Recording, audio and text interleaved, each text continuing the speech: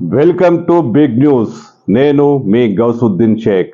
ఉన్నదే రాస్తా, చూసిందే చెప్తా. నిజమేనా? హైదరాబాద్ ఎంపీ అసదుద్దీన్ ఓవైసీకి ఇవి చివరి ఎన్నికల? ఈసారి ఎన్నికల్లో ఆయన గెలిచినా ఓడిపోయినా మరోసారి ఆయనకు ఎన్నికల్లో పోటీ చేసే అవకాశమే లేదా? ఇంతకు ఏం జరగబోతుంది? అసదుద్దీన్ ఓవైసీకి ఇవి చివరి ఎన్నికలేనా?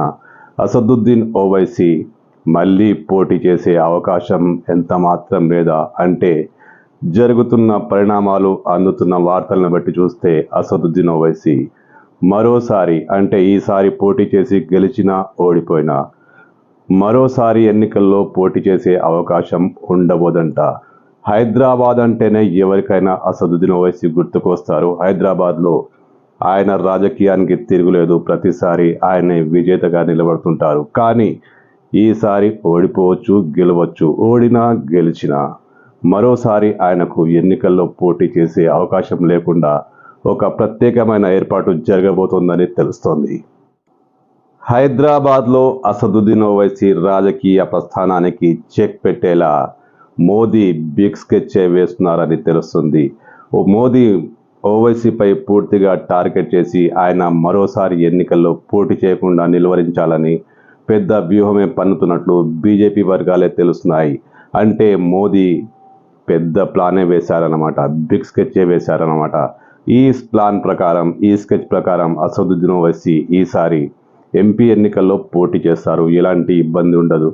ఓడినా గెలిచినా మరోసారి మాత్రం ఆయనకు ఎన్నికల్లో పోటీ చేసే అవకాశం లేకుండా చేస్తారట. ఖచ్చితంగా ఇక్కడ బీజేపీ జెండా ఎగిరేలా స్కెచ్ వేస్తున్నారట. ఇందులో భాగంగానే విరించి హాస్పిటల్స్ చైర్మన్ మాధవీలతను రంగంలోకి దించారట.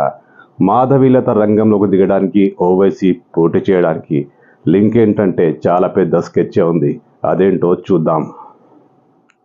ఇంతకు మోదీ వేసిన స్కెచ్ ఏంటి?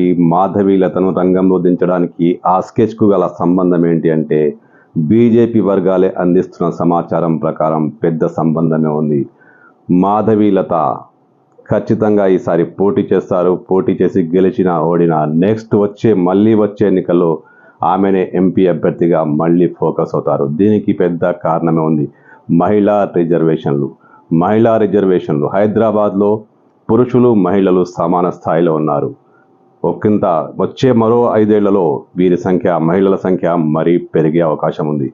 కేంద్రం ఎలాగూ మహిళా రిజర్వేషన్లను ఆమోదింపజేసుకుంది. మహిళా రిజర్వేషన్లు ఈసారి కాకుండా 2029 నాటికన్నా మహిళా రిజర్వేషన్లు అమల్లోకి వచ్చే అవకాశం ఉంది. అప్పుడు డీలిమిటేషన్ ప్రక్రియ కొనసాగితే హైదరాబాద్ను కూడా రిజర్వ్ చేసే అవకాశం ఉంది. ఇప్పుడు సమాన స్థాయిలో ఉన్న మహిళా పురుష ఓటర్లు రేపు మహిళలే పైకొస్తారని బీజేపీ అంచనా వేస్తుంది. డీలిమిటేషన్ ప్రక్రియలో మహిళా రిజర్వేషన్లు హైదరాబాద్లో వర్తింపజేస్తే హైదరాబాద్ మహిళలకు కేటాయించబడుతుంది. అప్పుడు ఓవైసీ ఇక్కడ పోటీ చేసే అర్హతను కోల్పోతారు. మాధవీలత మళ్ళీ పోటీ చేస్తారు. ఆమె మహిళల అండదండలతో గెలిచేలా స్కెచ్ వేస్తున్నారు. బీజేపీ వేసుకున్న మరో లెక్క ఏంటంటే, నియోజకవర్గాల పునర్విభజన.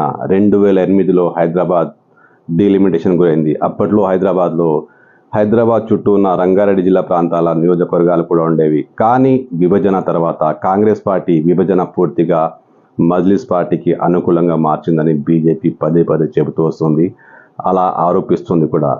ఈసారి ఈ ఎన్నికల తర్వాత మళ్ళీ నియోజకవర్గాల పునర్విభజన ఖచ్చితంగా ఉంటుందని చెప్తున్నారు. ఈ విభజనలో హైదరాబాద్లో మరిన్ని ప్రాంతాలు కలిపి హిందూ ముస్లింలు సమాన స్థాయిలో ఉండేలా. ఇప్పుడు హైదరాబాద్లో 65% ముస్లింలు ఉంటే మిగతా అంతా హిందువులున్నారు. అలా జరగడం వల్ల మొత్తం మజ్లిస్ పార్టీకి అనుకూలంగా జరిగిందని బీజేపీ ఆరోపిస్తోంది. నెక్స్ట్ పునర్విభజనలో హైదరాబాద్ను మొత్తం మార్చేస్తారట. ముస్లింల ఓట్ల శాతాన్ని గణనీయంగా తగ్గించి బీజేపీకి గెలుపు అవకాశాలు పెంచేలా బీజేపీ కసరత్తు వేస్తుంది. ఇది కూడా మోదీ ప్లాన్లో ఒక భాగమే. మోదీ యాక్షన్ ప్లాన్లో ఇది కూడా ఒక కీలకమైన ఘట్టమే.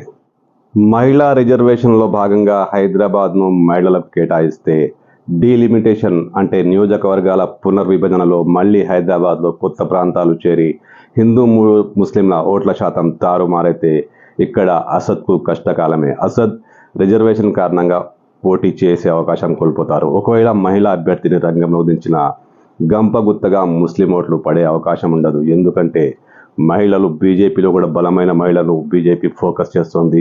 ఇతర పార్టీలు కూడా పోటీ చేస్తాయి. హిందూ ముస్లిం ఓట్లు సమాన స్థాయిలో ఉంటాయి. కాకపోతే కాస్త పెరగవచ్చు కూడా. ఈ లెక్కన ఓవైసీకి అంటే మజ్లిస్ పార్టీకి గడ్డు కాలమే.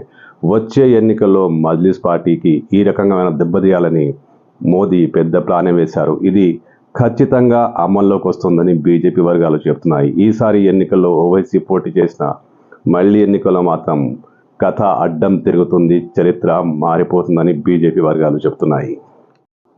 నిజంగా ఇది నిజమా? బీజేపీ హైదరాబాద్ చరిత్రను మార్చేస్తుందా? బీజేపీ వర్గాలు చెప్తున్న దాన్ని బట్టి చూస్తే ఖచ్చితంగా మారే అవకాశాలే ఉన్నాయి. మహిళా రిజర్వేషన్ బిల్లు అమల్లోకి వస్తే అది హైదరాబాద్కు కూడా వర్తింపజేస్తే ఓవైసీ ఎలాగూ పోటీ చేసే అవకాశం ఉండదు. ఒకవేళ నియోజకవర్గాల పునర్విభజన జరిగితే ఇక్కడ మరిన్ని ప్రాంతాలు హైదరాబాద్లో చేరి హిందూ ముస్లిం ఓట్ల శాతం అటు ఇటు తారుమారైతే అప్పుడు కూడా మజ్లిస్కు ఇబ్బంది కాలమే. ఇప్పుడు వన్ సైడ్ ముస్లిం ఓట్లతో గెలుస్తున్న మజ్లిస్ పార్టీ అప్పుడు ఒకవేళ మహిళలను రంగంలోకి దించిన ఇబ్బందులు ఎదుర్కోక తప్పదు. ఎందుకంటే ఈసారి ఎన్నికల్లో బీజేపీ తరఫు నుంచి దిగిన మాధవిలత నెక్స్ట్ టైం కూడా ఆమెనే పోటీ చేస్తారు. ఖచ్చితంగా మజ్లిస్ పార్టీ నుంచి హైదరాబాద్ను లాక్కుంటారని బీజేపీ అంచనాలు వేస్తోంది. అంటే ఈసారి ఎన్నికలు ఎలా ఉన్నా వచ్చే ఎన్నికల్లో మాత్రం మజ్లిస్కు ఇబ్బందికరమైన పరిస్థితులు వచ్చే అవకాశాలు చాలా స్పష్టంగా కనబడుతున్నాయి.